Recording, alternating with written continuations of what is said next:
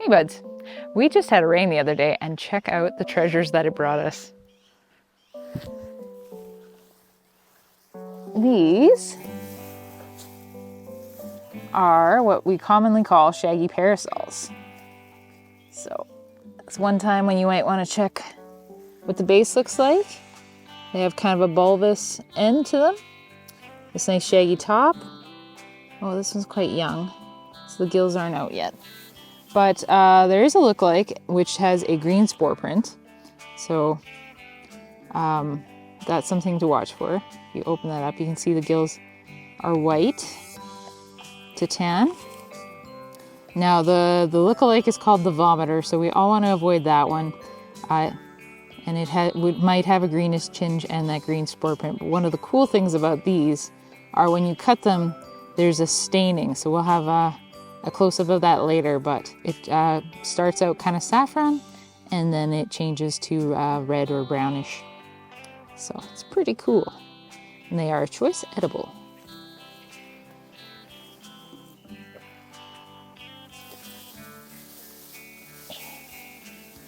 There's the other one.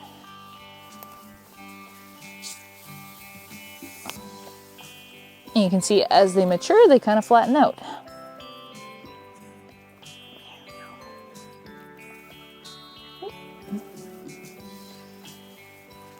So there, this one's a little bit older. And you can see what it looks like. Nice fun shag on the top.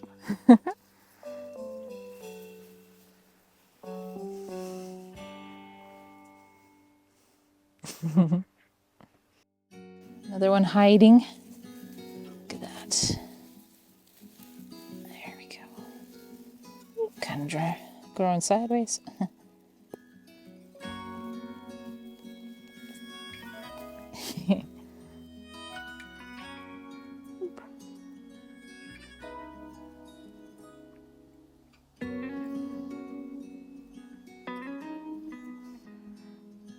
So our first batch were hiding in the nettle patch, and now we have some hiding in the thistle patch, just to make Pam's life adventurous and painful. Alright. Go.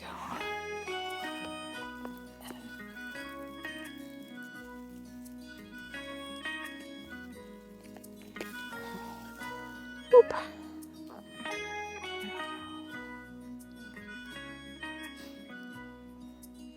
Nice one. To the painful, we now have a rose bush in our way, but there are more mushrooms on the other side, so wish me luck.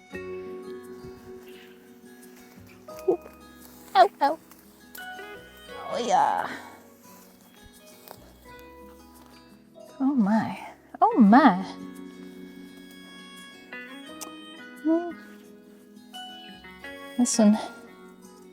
This one looks done. It's making spores for the next group. But got one here.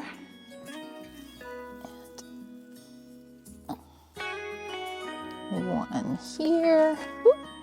I have a brittle stem. That's another key ID. I'm not sure about this one. There we go, quite young. So as they grow up, they flatten out, but these ones are a little bit younger.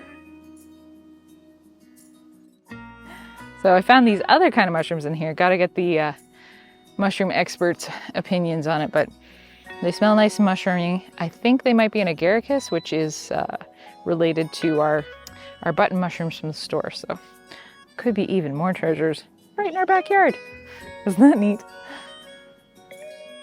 So I think this might be a more mature version of that same little mushroom that I found before.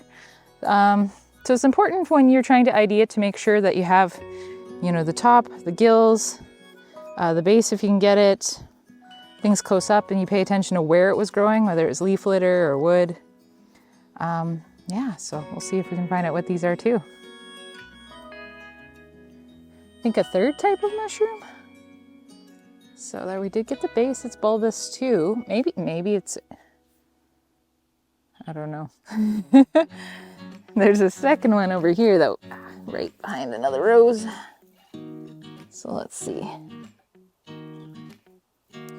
So, there we go. I don't know, but I do find this very interesting, and it is amazing what the rain brings in if you're looking for it.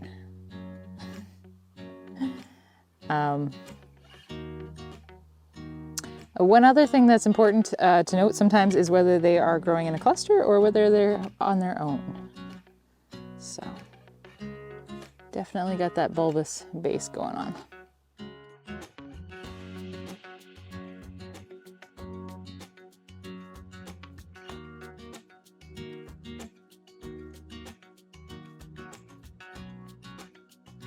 Learning lab here.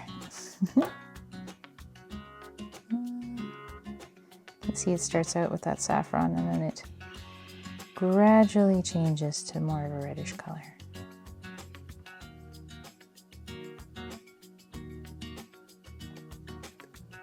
And it turns out these mushroom finds might be actually baby Shaggy Parasols. The staining gives them away. Ooh.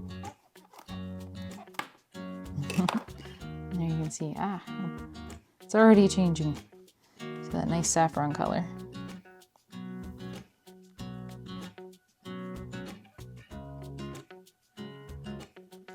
And it will continue to deepen until it's probably a little closer to this reddish shade.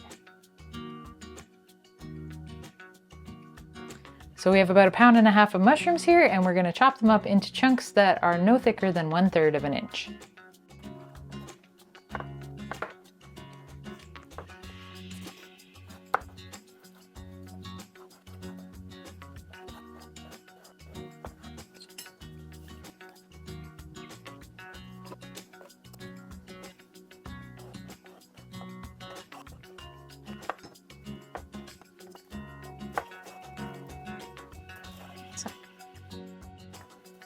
And we're going to peel and mince 4 cloves of garlic as well.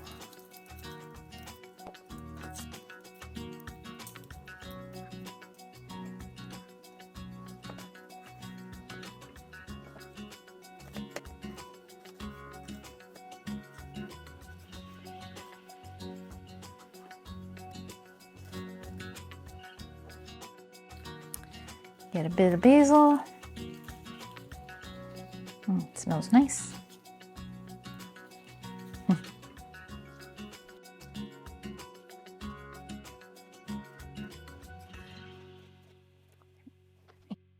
And a little bee balm as well.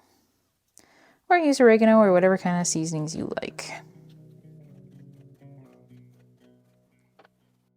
So into our saucepan or our frying pan, we're going to put in a generous amount of butter or margarine and melt that before adding our mushrooms.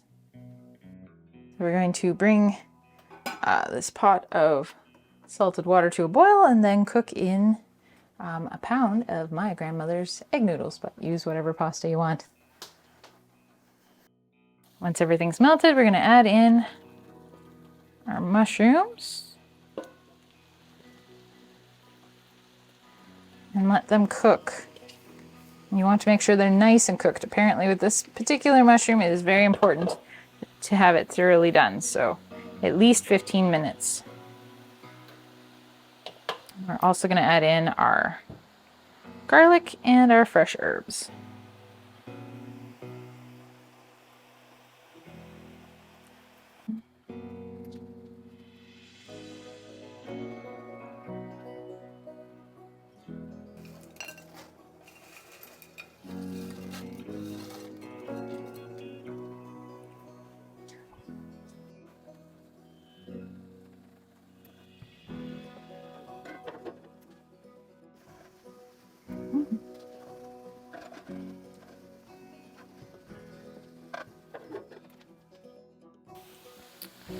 Once everything's well cooked, we'll add in some sour cream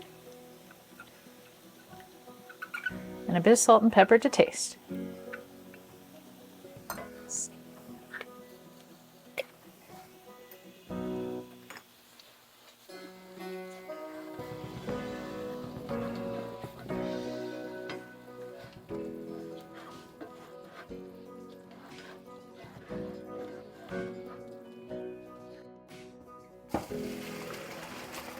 There we go.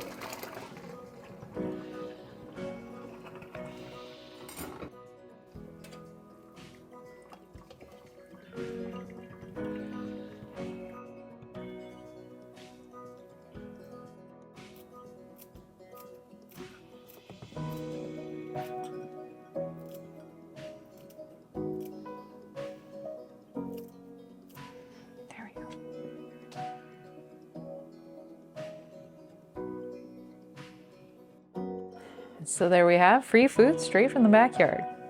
So just a word of caution, apparently some people are a little bit sensitive to this mushroom, so as with most forage things, you should only try a small bit on your first attempt. Now let's give it a taste and see if it's any good.